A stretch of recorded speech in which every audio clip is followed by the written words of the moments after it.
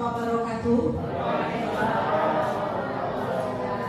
Alhamdulillahirabbil alamin. Assalatu wassalamu ala asrofil anbiya'i wal mursalin wa ala alihi wa sahbihi ajma'in. Yang terhormat Bapak Kepala SMA Negeri 13 Kerinci beserta wakil. Yang terhormat Bapak Ibu Guru SMA Negeri 13 Kerinci. Yang terhormat Kasubag TU beserta staf. Acara diseminasi budaya positif Sabtu 15 Juli 2023 dimulai. Acara pertama, pembukaan oleh pembawa acara. Marilah kita masuki acara berikutnya, pembacaan doa yang akan diimami oleh Buya Dedi Ediaman SAG. Kepada Buya kami silakan. Bismillahirrahmanirrahim.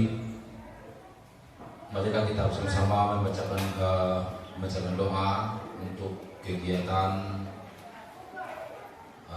diseminasi aksi nyata menerapkan budaya positif di SMA Negeri 13 Kerinci.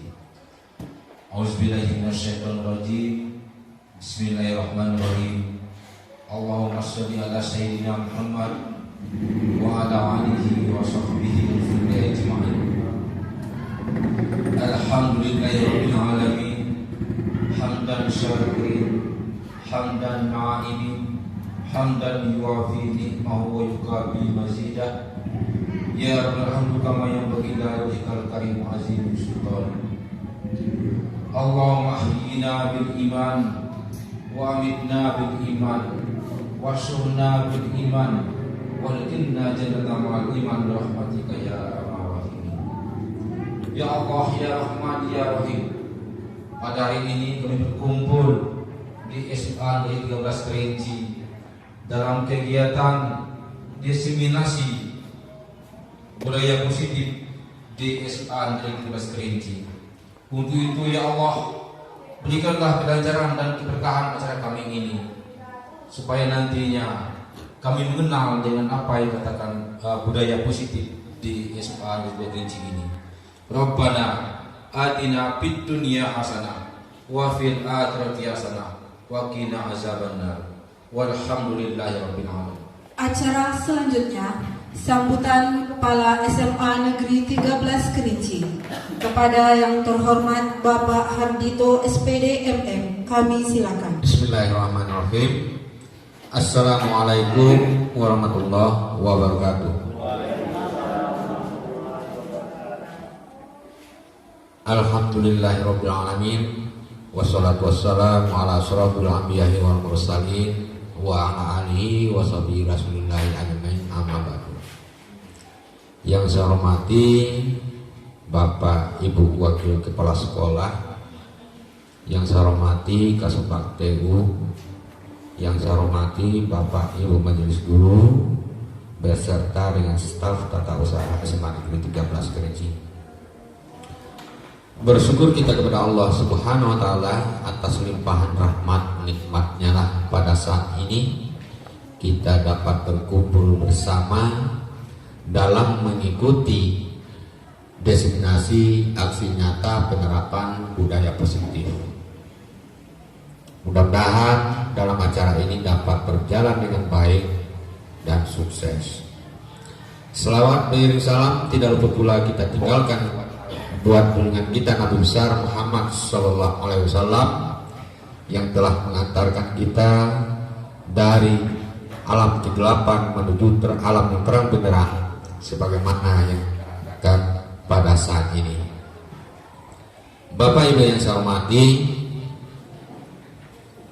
pada kegiatan ini kita mengenal ini adalah salah satu kegiatan dari calon guru penggerak, di mana SMA kita Pak Sukri, atas nama Pak Sukri, telah mengikuti kegiatan demi kegiatan sampai hari ini, mengikuti kegiatan diseminasi aksi nyata penerapan budaya positif.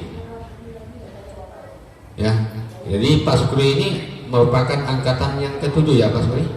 Ke-8. Dalam diseminasi aksi nyata penerapan budaya positif ini, dari bahasanya saja kita sudah melihat ke depan bagaimana bentuk dari budaya positif. Kita menerapkan budaya positif, berarti nantinya budaya positif itu akan kita terapkan sampai kepada siswa ya Pak Suri, sampai kepada siswa. Pada hari ini saya meminta kepada kita semuanya, marilah kita ikuti acara ini semaksimal mungkin. Apa-apa yang disampaikan oleh Pak Sukri selaku calon guru penggerak kepada kita semuanya, marilah kita ikuti kegiatan ini sampai akhir. Mungkin ada masukan ataupun bagaimanapun tentunya, mari sama-sama kita bahas. Cuma itu yang perlu saya sampaikan.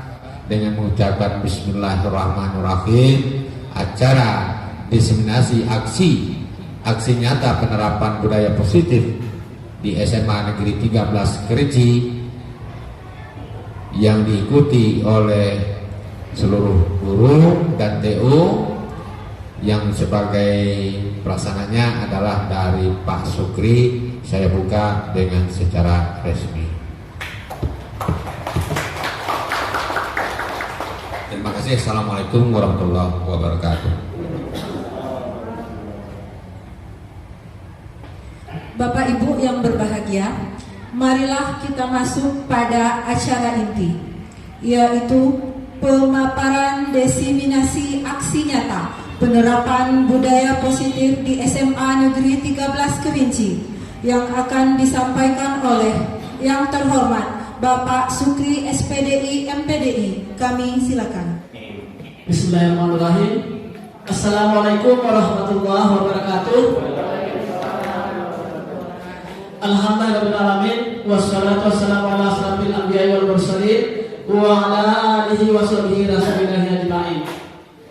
Yang saya hormati Bapak Kepala Sekolah, yang saya hormati Bapak Ibu Wakil Kepala Sekolah SMA Negeri 13 Kerinci, yang saya hormati Ibu Kusubag PU, yang saya hormati Bapak Ibu Majelis Guru SMA Negeri 13 Kerinci yang sempat hadir dalam acara diseminasi budaya positif di SMA Negeri 13 Kerinci. Pertama, puji syukur kita ucapkan kepada Allah Subhanahu wa taala pada kesempatan hari ini, Sabtu tanggal 15 Juli 2023, bertempat di SMA Negeri 13 Kerinci. Saya mengucapkan ribuan terima kasih kepada Bapak Ibu yang telah sudi kiranya menghadiri acara pada hari ini. Sekali lagi saya mengucapkan ribuan terima kasih. Baik Bapak Ibu, saya yakin dan saya percaya sekali bahwa di SMA Negeri 13 Kerinci ini adalah Bapak guru hebat semuanya, ya. Amin, ya. Baik. Di sini pada modul 1.4 kami itu ada penerapan aksi nyata budaya positif. Jadi ini harus disosialisasikan di sekolah, termasuklah sekolah kita di SMA Negeri 13 Kerinci. Untuk itu mari kita ikuti ya pemaparan sebagai berikut. Baik, diseminasi aksi nyata penerapan budaya positif. Kalau kita berbicara Bapak Ibu tentang konsep budaya positif, ini ada 7 poin ya. Nah, ini yang harus kita pelajari atau kita pahami bersama. Kami di modul 1.4 itu sudah membahasnya. Pertama, ada perubahan paradigma belajar. Yang kedua, disiplin positif. Yang ketiga, motivasi perilaku manusia. Yang keempat, keyakinan kelas. Yang kelima, kebutuhan dasar manusia. Yang keenam, 5 posisi kontrol. Dan yang ketujuh, segitiga restitusi. Nah, ini ketujuh konsep budaya positif itulah yang harus kita terapkan di SMA Negeri 13 Kerinci. Bapak Ibu guru SMA Negeri 13 Kerinci yang hebat, mari kita mulai. Pertama, pembelajaran dengan paradigma baru.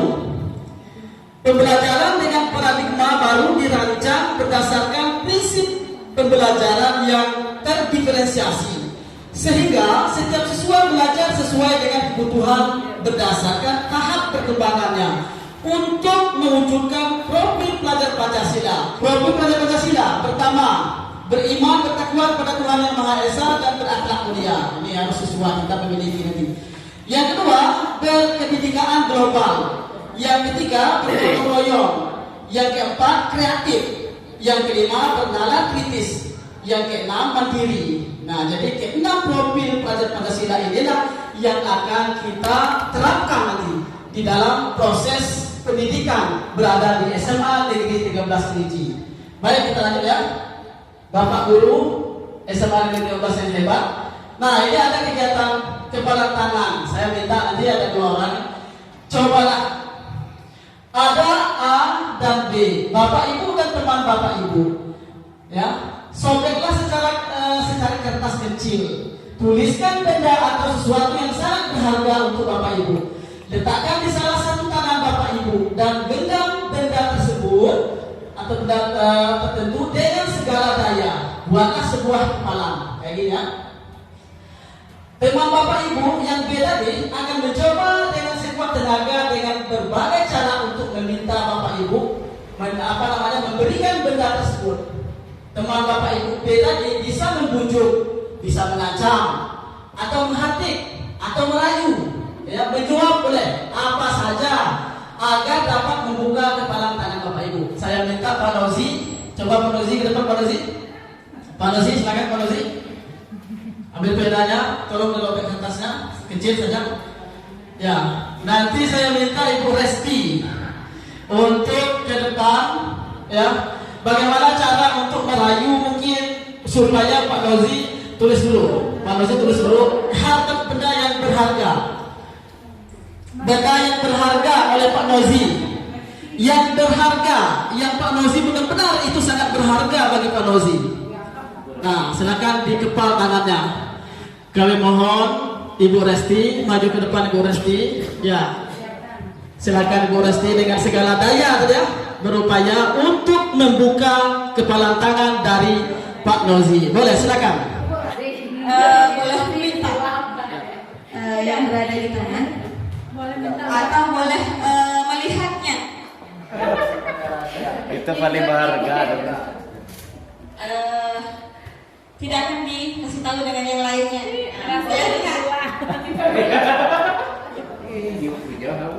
Belanja itu sendiri yang tahu ataupun semua yang tahu tidak boleh. Ini karena itu barangnya privasi dan sangat berharga.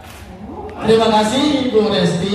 Berarti ya silakan Pak Nozi tadi tidak membukanya ya. Walaupun dengan segala cara apa yang sudah disampaikan oleh Ibu Resti, Pak Nozi tidak mau membukanya. Berarti ini adalah sangat rahasia untuk Pak Nozi.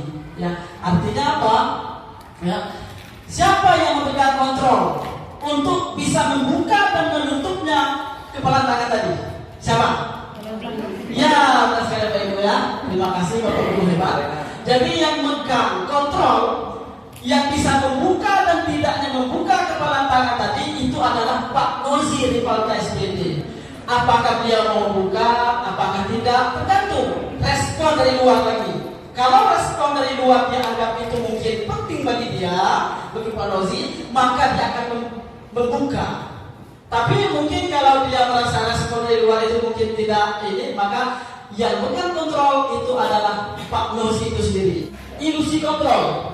Pada dasarnya kita tidak dapat memaksa murid, tadi kan, untuk berbuat sesuatu jika murid tersebut memilih untuk tidak melakukannya. Tadi sudah kita disimulasikan atau sudah kita simulasikan. Walaupun tampaknya kita sedang mengontrol perilaku murid tersebut, hal ini karena murid tersebut sedang mengizinkan dirinya dikontrol. Kemudian saat itu bentuk kontrol guru menjadi kebutuhan dasar yang dipilih murid tersebut. Teori kontrol menyatakan bahwa semua perilaku memiliki tujuan, bahkan terhadap perilaku yang tidak disukai. Jadi mengapa murid kita berbuat hal yang demikian? Pasti ada dasarnya. Ya, seperti murid kita terlambat, pasti ada dasarnya, ada alasannya mengapa dia terlambat. Ya, murid kita tidak mengerjakan tugas, ada dasarnya. Kita tanyakan ada alasannya itu. Mengapa kira-kira dia tidak mengerjakan tugasnya? Karena yang bisa membuka tadi itu adalah murid itu sendiri, bukan orang lain. Ya, Bapak guru hebat di SMA Negeri 13 Kerinci. Kita lanjutkan. Nah, berdasarkan tadi perubahan paradigma stimulus respon teori kontrol, siapa yang sesungguhnya memiliki kontrol? Ini stimulus respon. Kita mencoba mengubah orang agar berpandangan sama seperti kita. Itu teori stimulus respon. Tapi teori kontrolnya mengatakan kita berusaha memahami pandangan orang lain tentang dunia, mana yang lebih positif. Nah ya, karena kadang memahami pandangan orang biar sama dengan kita, orang berbeda pandangannya. Kita juga berbeda. Nah, kalau sudah teori kontrolnya, kita berusaha memahami pandangan orang lain tentang dunia. Jadi tidak harus sama pandangannya. Ya. Yang kedua, perilaku buruk dilihat sebagai suatu kesalahan. Nah, itu pada stimulus respon. Pada teori kontrol, semua perilaku memiliki tujuan. Ya, semua perilaku itu memiliki tujuan. Jadi apa tujuannya? Perilaku buruk kah, baik kah, apapun jenis perilakunya pasti ada tujuan. Kemudian orang lain bisa mengontrol saya. Itu pada stimulus respon. Hanya Anda yang bisa mengontrol diri Anda. Tadi kita sudah stimuluskan sama Pak Dosi. Dan bisa orang lain mengontrol untuk membuka kepala tangannya. Yang bisa membuka adalah diri Pak Dosi itu sendiri, ya. Baik, kita lanjut. Pemaksaan ada pada saat bujukan gagal. Kalau teori kontrolnya, kolaborasi dan konsensus menciptakan pilihan-pilihan baru. Nah, jadi kolaborasi, ya. Dia meyakini bahwa kolaborasi dapat menciptakan pilihan-pilihan baru. Kalau pada stimulus respon, model berpikir menang kalah. Kalau pada teori kontrol, model berpikir menang-menang. Nah, ini ya, ini sering ya. Kadang kita berpikir stimulus respon, kamu salah anak-anak. Hai anakku, mengapa kamu salah? Yang benar seperti ini. Berarti kita sudah mengatakan bahwa anak kita itu melakukan proses kesalahan. Kita menang. Berarti dia melakukan kesalahan. Padahal di teori kontrol, model berpikir menang-menang. Menang-menang itu gimana? Nggak ada yang salah, nggak ada yang benar. Sama-sama kita. Mari kita sama-sama untuk memperbaiki di masa yang akan datang. Nah, seperti itu teorinya, ya. Itu teori kontrolnya. Baik, Bapak Ibu guru hebat yang ada di SMA Negeri 13 Kerinci, kita lanjutkan. Disiplin positif berasal dari bahasa Latin, disiplin yang artinya belajar dalam budaya kita. Mana kata disiplin telah berubah menjadi sesuatu yang dilakukan seseorang pada orang lain untuk mendapatkan kepatuhan. Ya, kita cenderung menghubungkan kata disiplin dengan ketidaknyamanan, sering ya, bukan dengan apa yang kita hargai, ya, atau pencapaian suatu tujuan mulia. Biasa seperti itu kita, ya, patuhi ini, lakukan ini, ya itu biasanya. Kemudian disiplin positif merupakan salah satu cara penerapan disiplin, ya, yang bertujuan untuk menumbuhkan kesadaran serta memperdayakan murid untuk melakukan sesuatu tanpa sogokan, tanpa ancaman maupun hukuman. Apa ada sogokan berarti timbul dari dalam diri murid itu sendiri. Apa ada kita sogok? Nah, kamu kerjakan ini hadiahnya, nggak ada. Ya, nah itu namanya disiplin positif. Ya. Lanjut, disiplin juga sering dihubungkan dengan hukuman, ya kan? Sering kan Bapak Ibu, kita sekarang ada siswa kita yang terlambat tuh masuk ke lokal, ya sudah tidak mengerjakan tugas lagi, kita hukum kan? Nah, kebanyakan kita hukum itu, ya sering kita hubungkan dengan hukuman. Padahal sungguh berbeda, karena belajar tentang disiplin positif tidak harus dengan memberi hukuman. Justru itu ada alternatif terakhir dan kalau perlu tidak digunakan sama sekali. Sebagai pendidik, tujuan kita adalah menciptakan anak-anak yang memiliki disiplin diri sehingga mereka bisa berperilaku dengan mengacu pada nilai-nilai kebajikan universal dan memiliki motivasi intrinsik bukan ekstrinsik. Tadi juga sudah kita pahami, ya. Kalau anak kita mempunyai motivasi ekstrinsik itu susah. Setiap ada pekerjaan, pasti dia menanyakan apa imbalannya, ya kan? Mungkin kita kasih hadiah baru dia melakukannya. Sedangkan kamu kerjakan tugas ini nak, saya berikan imbalannya ini baru dia kerjakan.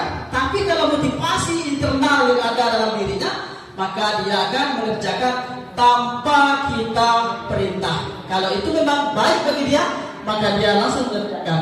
Itu adalah motivasi intrinsik yang harus dimiliki oleh siswa-siswi kita, ya, di dalam penerapan budaya positif.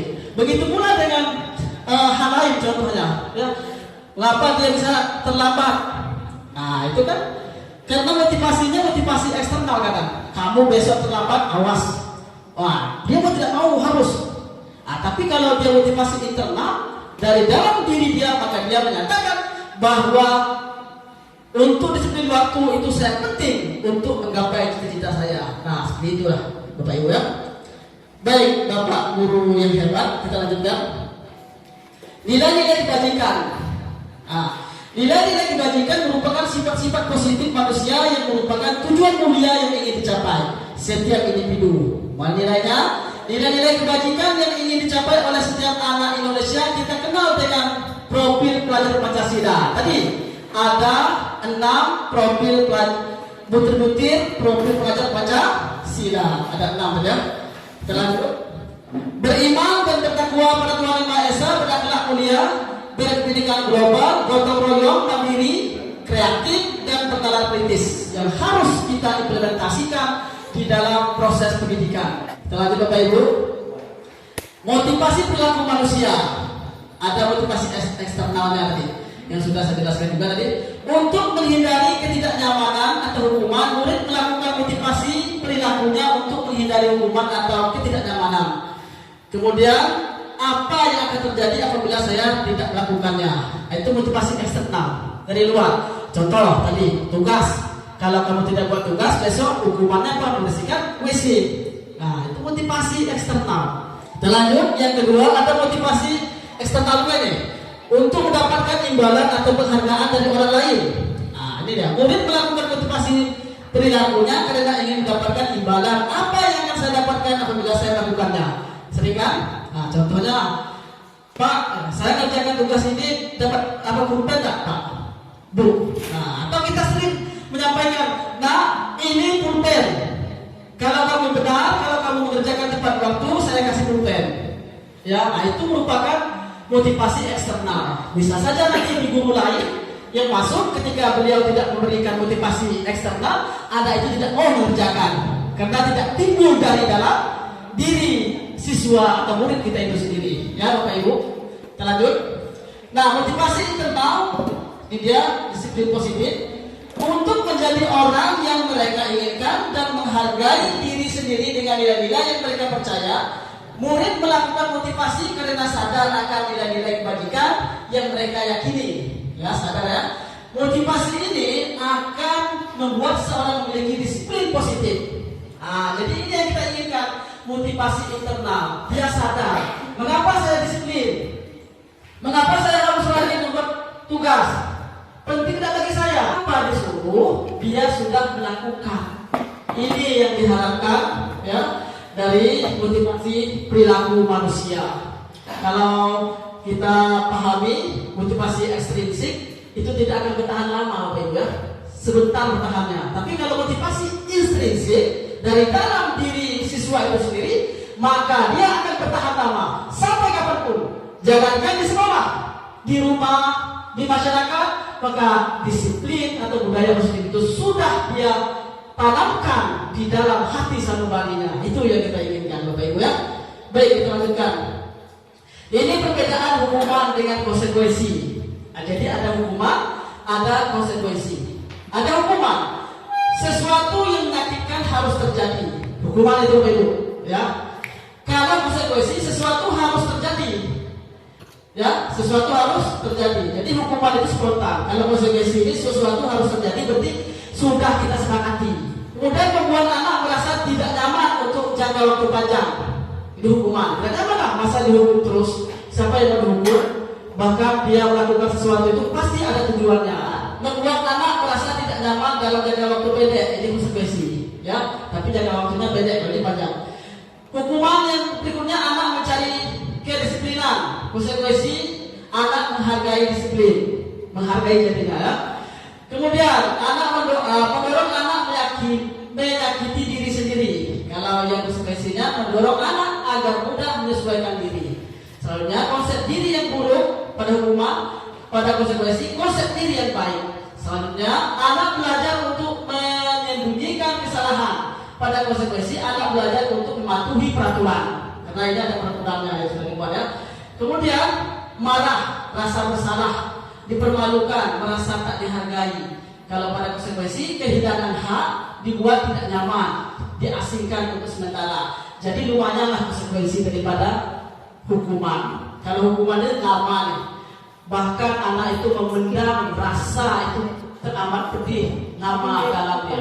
Kalau kita menghukum anak itu, maka dia akan membekas dalam hatinya sampai kapanpun pasti dia akan ingat. Ya, jadi mohon Bapak Ibu ya, kita akan ubah nanti pemikiran kita, paradigma kita. Baik, ini ya. Kita lanjut Bapak Ibu ya. Nah, apa itu restitusi? Ya, proses kolaboratif yang mengajarkan murid untuk mencari solusi untuk masalah mereka, sehingga mereka bisa kembali pada kelompok mereka dengan karakter yang lebih kuat. Jadi restitusi ini untuk memecahkan masalah tadi. Masalah apa? Ya masalah baik kedisiplinan, ya baik masalah dia terlambat datang sekolah, tidak mengerjakan tugas, ya dan lain sebagainya. Masalah-masalah yang ada di seputar dunia pendidikan atau pembelajaran, ya itu dipecahkan dengan restitusi ini. Ya, kita lanjutkan. Ini restitusi seperti ini laganya, sesuatu merupakan pilihan. Ya, kedua, menguatkan kenyamanan untuk anak dalam jangka waktu panjang. Nah, yang ketiga, anak menghormati orang lain dan menghargai disiplin. Selanjutnya ada teori kontrol, mendorong anak untuk disiplin positif. Kemudian konsep diri yang kuat. Anak belajar memecahkan masalah. Restitusi ya. Anak tidak kehilangan waktu, namun bersemangat untuk memperbaiki diri. Ini kemarin Bapak Ibu, saya sudah melakukan aksi nyata juga masalah pemecahan masalah restitusi ini, segitiga restitusi. Jadi ada anak misalnya yang tidak mengerjakan tugas, ya. Nah, kenapa anak kamu tidak mengerjakan tugas? Dia jawab pada itu, oh ya Pak, saya tidak mengerjakan tugas karena saya ketiduran di kelas ini. Kita tanya terus, mengapa kamu ketiduran di kelas? Apa yang menyebabkan? Sampai pada kita menemukan penguatan sehingga dia berbuat kebaikan, berbuat apa yang dia inginkan secara sendiri tanpa ada paksaan dari kita. Ya, oh saya main games baru malam segala macamnya. Nah, adakah solusi supaya misalnya murid atau Anda tidak bermain games lagi dan bisa mengerjakan tugas tepat waktu? Dia cari solusinya sendiri. Jadi kita membantu siswa kita untuk mencari jalan keluarnya atas permasalahan yang dia hadapi. Nah, itu pemecahan masalah melalui restitusi. Kita lanjut Bapak Ibu ya. Nah, Bapak Ibu, halo. Ya, semangat ya Bapak guru hebat Desma dari Kelas Kerinci. Mari kita perhatikan karena tadi sudah saya jelaskan juga ya apa itu perbedaan hukuman atau konsekuensi. Konsekuensi dulu. Tindakan guru. Nah, ini hukuman atau konsekuensi. Pertama, mencatat 100 kali di dalam buku kalimat saya tidak akan terlambat lagi karena terlambat ke sekolah. Hukuman atau konsekuensi? Hukuman. Oke, kita kunci dulu hukuman, ya. Oke, ingat ya, yang pertama tadi menjawabnya hukuman betul ya. Yang kedua, lari mengelilingi lapangan basket 2 kali karena terlambat hadir di sekolah. Hukuman konsekuensi? Hukuman. Yang ketiga, murid diminta untuk push up 15 kali karena tidak menggunakan masker di sekolah. Konsekuensi apa hukuman? Ya, dipegang ya. Ada yang konsekuensi dan ada yang hukuman tadi. Baik. Yang ketiga ada yang konsekuensi dan ada yang hukuman. Ya, pegang jawabannya masing-masing. Yang keempat, menggantikan kertas tugas teman yang telah dicoret-coret Hukuman atau konsekuensi? Konsekuensi ya. Baik, kita lanjutkan konsekuensi jawabannya yang paling banyak ya. Selanjutnya, membersihkan tumpahan air di meja tulis karena tersenggol pada saat belajar. Hukuman konsekuensi? Konsekuensi ya, konsekuensi ya. Nanti kita cek. Yang jelas Bapak Ibu ingat itu jawabannya. Nah, yang terakhir. Nah, ini Bapak Ibu guru olahraga ini tahu deh. Lari mengelilingi lapangan basket 2 kali karena terlambat 10 menit untuk pelajaran kejok. Konsekuensi atau hukuman? Konsekuensi. Terima kasih Bapak Ibu sudah berpartisipasi ya. Baik, Bapak guru hebat SMA Negeri 17 Kerinci. Kita kunci jawabannya ya. Kita kunci ya. Mari kita lihat sama-sama. Ya, ada yang salah? Pertama hukuman, kedua hukuman, ketiga hukuman, yang keempat konsekuensi, yang kelima konsekuensi, yang keenam, yang ketujuh konsekuensi. Ada yang mau meresponnya? Ini, alah, Bu Pera, alah, coba, alah, Jangan ini Bu. yang nomor berapa? Yang terakhir, yang penulis, yang terakhir ya. Mengapa yang terakhir itu adalah konsekuensi, bukan hukuman? Coba penulis.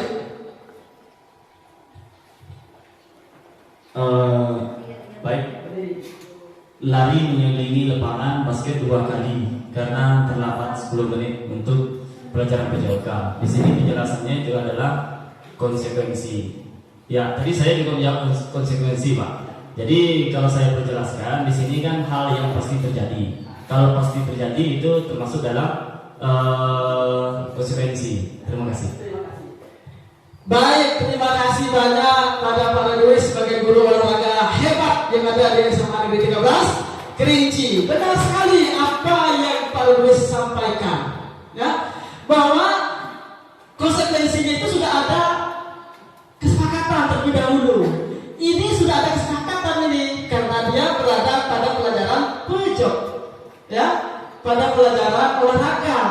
Jadi sudah ada kesepakatan antara guru olahraganya dengan siswanya atau muridnya di saat proses pelajaran itu berlangsung. Berarti ini sudah ada kesepakatannya. Itu yang dinamakan konsekuensi yang harus diterima oleh peserta didik. Nah itu. Jadi Bapak Ibu guru hebat yang ada di SMA Negeri 13 Kerinci, saya yakini Bapak Ibu sudah paham perbedaan hukuman dan konsekuensi. Ya. Baik, kita lanjut pada keyakinan kelas. Nah, mengapa harus keyakinan kelas? Mengapa tidak peraturan kelas? Ini aturan kita kemarin, kita sudah buat peraturan kelas kami, bla bla bla bla bla, ya kan? Peraturan harus saat ini, kerjakan ini, apa segala macamnya, itu peraturan, ya. Kita lihat gimana konsep keyakinan kelas. Apakah sama tak keyakinan kelas dengan peraturan kelas? Ya, kita lihat ya, Bapak Ibu. Keyakinan kelas. Mengapa kita memiliki peraturan tentang penggunaan helm pada saat mengendarai kendaraan roda 2 atau motor? Jadi bisa di luar karena anak kita kan sering pakai motor, makanya ini masukkan. Kemudian selanjutnya, mengapa kita memiliki peraturan tentang penggunaan masker dan mencuci tangan setiap saat? Ya. Yang ketiga, mengapa kita memiliki peraturan harus datang tepat waktu pada saat mengikuti pelatihan? Nah, ini ya kita perhatikan yang menjawab tentang keyakinan kelas nanti. Kita lihat nanti ada contoh-contohnya kita di sini. Ya, Bapak Ibu guru yang saya hormati. Pertama, pembentukan keyakinan kelas dimulai dari bersifat lebih abstrak dari peraturan. Abstrak artinya tidak terlalu tampak, tapi abstrak umum, ya. Yang kedua, berupa pernyataan universal. Ya, universal berarti pernyataannya itu luas, ya, tidak sempit. Nah, itu dia. Dibuat dalam bentuk positif jadinya. Jadi lihat nanti ada contohnya. Kemudian selanjutnya dibuat sedikit saja agar mudah dipahami. Jangan banyak-banyak dibuat. Kalau banyak-banyak itu lupa apa, lupa Bu. Jadi sedikit saja, tapi itu mencerminkan dari segala hal apa yang kita inginkan. Selanjutnya sebaiknya dibuat sesuai dengan kondisi sekolah agar mudah diterapkan. Bagaimana kondisi sekolah kita? Kita buatlah sesuai dengan kondisi yang ada di sekolah kita secara real. Ya, baik kita lanjut. Melibatkan semua warga sekolah bisa membuatnya. Warga sekolah kita libatkan, ya. Karena apa? Berarti itulah yang akan dijalankan di dalam proses pembelajaran di SMA Negeri 13 Kerinci. Terakhir, meninjau kembali keyakinan kelas dari waktu ke waktu. Kadang kan ada ini sudah tidak valid lagi, ini sudah berjalan dengan lancar. Kita butuh peningkatan ini. Wah, ini lagi yang kita buat, ya seperti itu. Jadi ada peninjauan kembali. Baik, ini pembentukan keyakinan kelas dengan seperti ini. Diingat Bapak Ibu ya? Butir-butirnya diingat. Oke, kita lanjut. Bapak Ibu, ya Bapak Guru hebat di SMA Negeri Mas Kerinci. Ini ada 2 slide di sini. Ini saya tulis semuanya kesepakatan kelas. Menurut Bapak Ibu, manakah dengan keyakinan kelas dan manakah dengan peraturan kelas? Apakah slide yang berwarna hijau atau slide yang berwarna putih? Yang mana? Putih. Kata Ibu Resti putih. Mana yang lain Bapak Ibu? Putih. Ya, keyakinan kelas. Keyakinan kelas yang putih ya. Baik, terima kasih Bapak Ibu ya. Jadi kita sudah paham apa yang menjadi keyakinan kelas. Kalau peraturan kelas itu butir-butirnya itu sempit ya, mengacu kepada poin-poin saja. Kalau keyakinan kelas itu dia bersifat universal ya, seperti kami guru dan murid yang saling menyayangi. Siapa saja? Semua guru di sini, semua murid yang ada di SMA Negeri 13 harus saling menyayangi. Siapapun tanpa ada terkecuali. Seperti itu. Ya, bisa saling menyayangi ya. Karena kalau di dalam proses pembelajaran kalau kita tidak saling menyayangi, saling benci kacau jadinya ya Bapak Ibu ya. Baik. Kami murid yang semangat belajar. Kami, siapa kami? Semuanya berarti. Ya, semuanya universal, bukan di kelas 10 IPA, bukan kelas 10 IPS atau dan apa lain sebagainya. Dan semua gitu. Baik, gitu ya. Kemudian kami murid yang peduli dengan teman-teman. Nah, itu ya.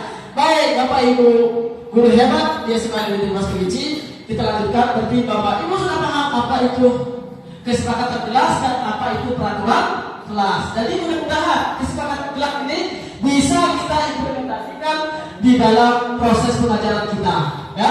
Karena mumpung kita di tahun ajaran baru 2023-2024. Baik, kita bahas tentang kebutuhan dasar manusia.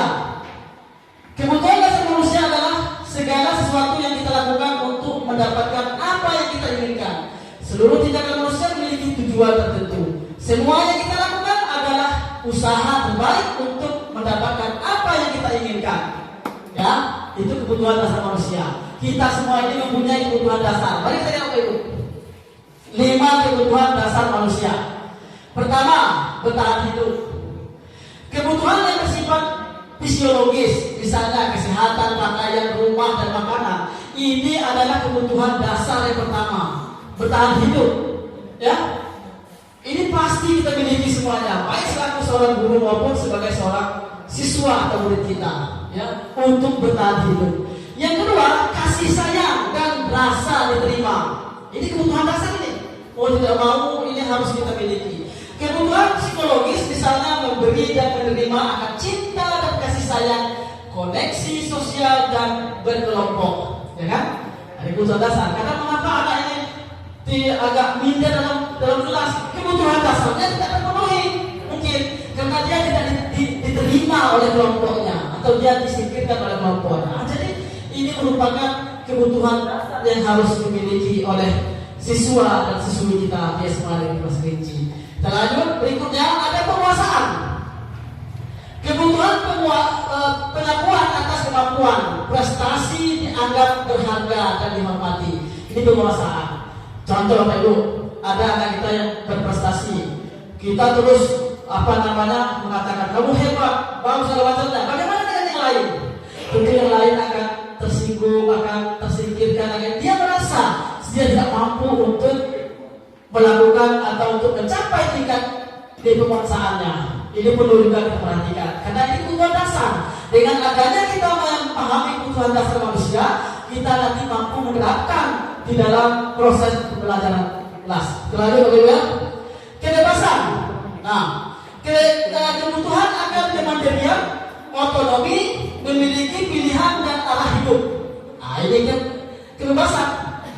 Jangankan sesuatu kita sudah ingin kebebasan. Itu kebutuhan dasar itu, ya. Tapi kebebasan seperti apa? Nah, kan itu.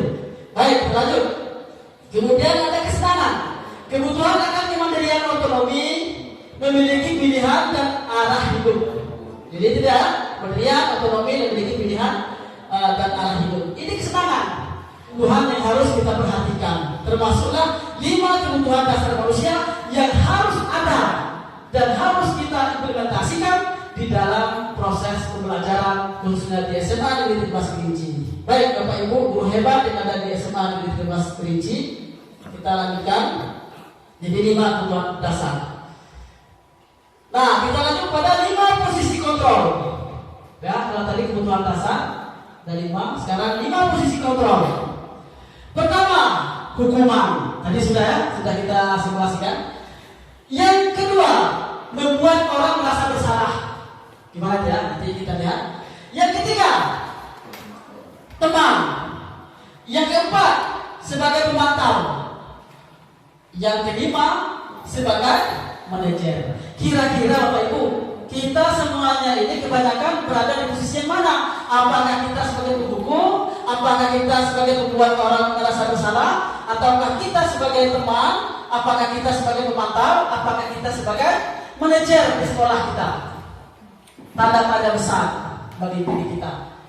Ya, untuk menjawab ini tidak bisa orang lain, hanya diri kita sendiri yang bisa menjawabnya. Ya, karena kita sebagai pelaku, kita yang melakukannya. Gitu, ya. Mari kita lihat. Pertama, penghukum. Ya. Kedua, membuat orang merasa bersalah. Ketiga, teman. Keempat, pemantau. Kelima, manajer. Kita perhatikan apa isinya. Kalau dia penghukum, ini guru waktu itu, menghardik, menunjuk-nunjuk, menyakiti, menyindir. Kalau kita sebagai orang yang merasa bersalah, ya, berceramah dan mengatakan seharusnya kamu begini-begini, kamu membuat saya kecewa sih. Nah, sudah itu membuat siswa itu bersalah, murid bersalah. Sebagai teman, membuatkan kesalahan, alasan-alasan untuk muridnya. Itu teman, membuatkan alasan-alasan untuk muridnya supaya dia nyaman, merasa dia sebagai teman kita, sehingga tidak ada rasa bersalah dia, ya, sebagai teman. Selanjutnya, sebagai pemantau, menghitung dan mengukur. Nah, sebagai manajer, mengajukan pertanyaan-pertanyaan. Nah, ini guru ya. Nah, ini adalah guru berbuat. Mana kita yang banyak berbuat? Apakah kita berbuat yang 1, kedua, ketiga, kelima? Ya, mari kita menyelami ke dalam renung hati kita masing-masing. Yang mana kira-kira kita yang masih banyak kita lakukan di sekolah-sekolah. Yang kedua, guru berkata, kalau tadi guru berbuat, guru berkata, kalau kamu tidak melakukannya, awas ya, rasakan, itu menghukum. Awas ya, rasakan, itu menghukum. Kalau pembuat orang merasa bersalah, kamu seharusnya sudah tahu itu apa, ibu lelah sekali, itu membuat dia bersalah. Kamu sudah tahu tak apa yang dilakukan? Itu membuat ibu lelah sekali, capek tahu tak? Jadi dia merasa orang yang bersalah, merasa orang yang bersalah selama-lamanya terhadap perkataan dan perbuatan kita tadi. Selanjutnya, ayolah ayolah lakukan demi ibu. Masa kamu tidak mau? Ingat, tidak ibu pernah bantu. Nah, sering kan? Kamu janganlah kamu lakukan ini terhadap ibu. Sering kan ibu bantu, bapak bantu kemarin? Kamu nilai kamu aja loh kemarin, bapak bantu kan? Nah, kan situ sudah komunikasi secara sebagai seorang teman. Kalau manajer, nah ini dia. Apa yang kita yakini, apa yang bisa kau kerjakan untuk memperbaiki masalah ini. Manajer itu menguatkan pribadi seperti kerja kamu sekarang tersebut. Baik, kita lanjut. Bapak Ibu, kita perhatikan sini pernyataan. Tidak, 5 fungsi kontrol. Saya kecewa sekali dengan kamu. Bapak Ibu. Ini apakah dia teman, penghukum, pemantau, apa manajer? Membuat orang merasa bersalah ya? Baik. Kemudian yang kedua, kamu tidak pernah benar melakukannya. Apa itu? Manajer merasa bersalah. Merasa bersalah. Terlanjut. Ayo lakukan demi ibu. Teman. Kemudian apakah kamu mau mendapatkan stiker bintang hari ini? Ya. Teman. Bersalah. Penghukum. Atau manajer. Oke. Selanjutnya kamu selalu yang paling terakhir. Oke. Terima kasih Bapak Ibu sudah menjawabnya. Kita lihat kuncinya. Ini. Pertama, membuat orang merasa bersalah. Kedua, penghukum. Ketiga, sebagai teman. Keempat, pemantau. Kelima, manajer. Yang keenam, penghukum. Itu dia. Nah, satu lagi ini pembahasan terakhir Bapak Ibu ya, tentang segitiga restitusi. Segitiga restitusi itu pertama adalah menstabilkan identitas, yang kedua validasi tindakan yang salah, yang ketiga menanyakan keyakinan. Pertama, menstabilkan identitas berdasarkan prinsip orang yang gagal karena melakukan kesalahan menjadi orang yang sukses. Ya, menggeser identitas gagal ke identitas sukses. Selanjutnya, mengkritik murid, maka kita akan tetap membuatnya dalam posisi gagal. Itu menstabilkan identitas. Ya. Baik, selanjutnya yang kedua, validasi tindakan. Ya. Setiap tindakan dilakukan dengan suatu tujuan, yaitu memenuhi kebutuhan dasar. Tadi 5 kebutuhan dasar manusia tadi ya. Nah, itu dia. Selanjutnya, guru akan bergeser dari pemikiran stimulus respon menjadi proaktif. Ya, itu dia. Yang selanjutnya, mengenali dan mengakui kebutuhan murid ini dapat memperbaiki hubungan dengan murid. Dan yang kelima, pertanyaan disampaikan dengan nada tanpa menghakimi, akan memvalidasi. Kita validasi, ya. Nanti saya sampaikan contoh-contohnya. Yang ketiga, nih, menanyakan keyakinan. Teori kontrol menyatakan bahwa kita pada dasarnya termotivasi secara internal. Saat perilaku sudah divalidasi dan identitas sukses telah stabil, maka murid telah siap menaikkan keyakinannya dengan tindakannya yang salah. Nah, seperti itu ya. Baik, kalau kita perhatikan contoh seperti ini. Anak tadi yang terlambat, tanya dulu, stabilkan dulu. Nah, mengapa kamu terlambat? Jangan, mengapa kamu terlambat? Kamu seperti ini. Nah, mengapa kamu terlambat? Dia katakan, Pak, Bu, misalnya saya tadi Pak Bu mencari sepatu saya, ya, dengan kaos saya, entah di mana entah saya letak. Padahal sepele masalahnya kan? Kita stabilkan dulu, tanya dulu. Oh iya, nah, dengan adanya hal yang demikian, saya Bapak juga pernah melakukan kesalahan. Jangan bersedih, kuatkan dulu dia, jangan bersedih. Ya, tanya lagi, ya, tanya lagi nanti. Kira-kira bagaimana cara kamu untuk memperbaiki kesalahan itu? Dia nanti memberikan solusi sendiri kan, sebagai manajer tadi. Oh iya Pak, besok saya pulang sekolah Pak, saya taruh sepatu saya Pak di atas rak di depan pintu kamar saya. Kalau saya Pak, saya taruh di tempat di samping saya tidur, misalnya seperti itu, ya. Nah, dengan hasil yang demikian, saya berharap besok Pak Bu, saya tidak lagi datang terlambat. Kuatkan saja, kita mampu untuk menyelesaikan permasalahan-permasalahan itu dengan segitiga restitusi yang sebagaimana yang sudah saya jelaskan tadi. Terima kasih Bapak Ibu ya. Semoga ini bermanfaat ya. Salam dan bahagia untuk kita semua. Kalau ada yang salah, saya mohon untuk dimaafkan. Akhir kata, saya tutup dengan wabillahi taufiq wal hidayah. Wassalamualaikum warahmatullahi wabarakatuh.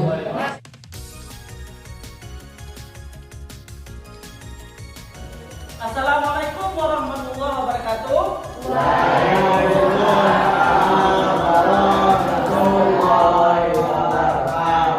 Apa kabar untuk anak-anak semuanya? Alhamdulillah baik ya. Nah, ini adalah hari pertama untuk proses pembelajaran. Karena selama ini kita libur ya? Sebelum kita masuk pada proses pembelajaran, sekretaris kelas, siapa yang tidak hadir pada hari ini? Hadir semua ya? Hadir? Ya, hadir semua.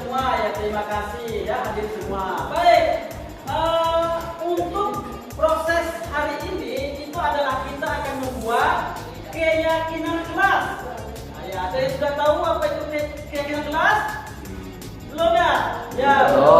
Biasanya kita membuat adalah peraturan kelas. Nah, pada hari ini kita akan membuat yang namanya kesepakatan kelas. Kalau kesepakatan kelas atau keyakinan kelas itu dimulai dengan kalimat positif. Apa di kalimat apa? Positif. Ya.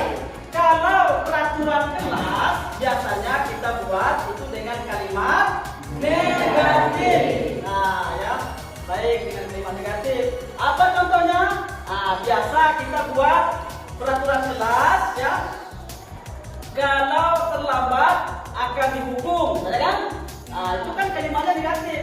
Nah, kalau keyakinan kelas itu kami selalu datang tepat waktu. Nah, berarti itu tidak ada lagi kata-kata kalimat negatif. Yang kedua adalah kalimat positif. Bisa ya, anak semuanya? Nah, ya, untuk mengawalinya Bapak sudah membagikan, nanti Bapak bagikan kertas. Ya, ini ada kertas warna-warni.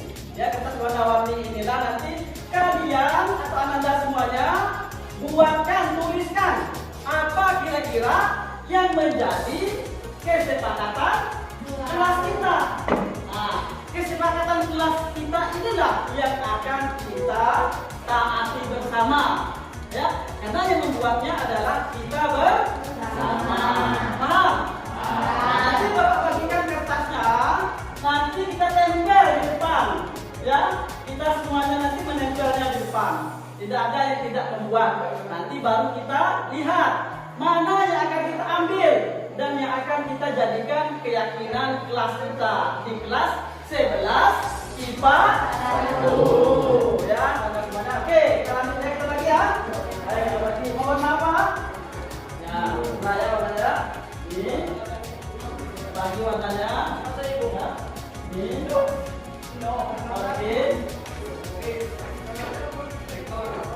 Oke ya, warna merah ya. Oke. Kita bagi. Ya. Sudah dapat semuanya?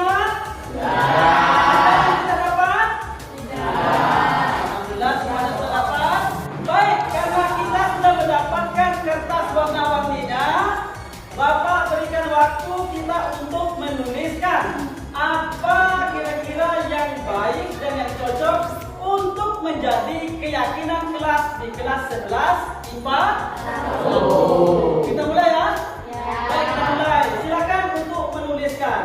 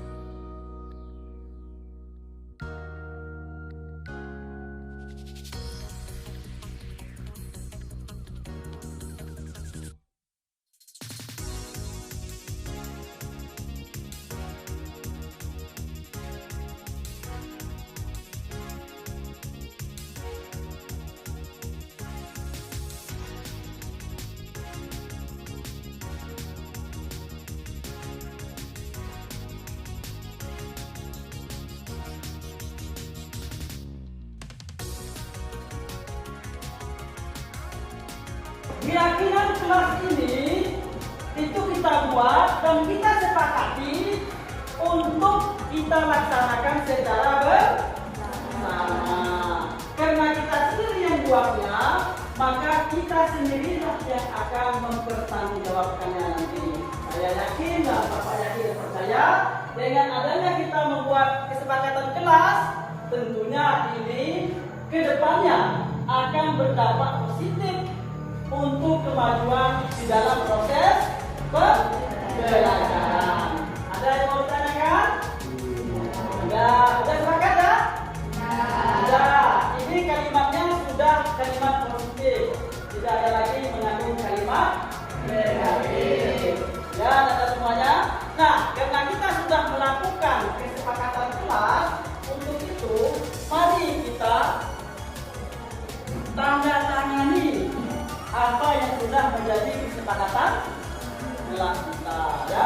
Baik, silakan ditulis namanya dan ditanda tangan supaya ini kuat dan bisa kita jalankan, ya, di dalam proses pembelajaran di SMA Negeri 13.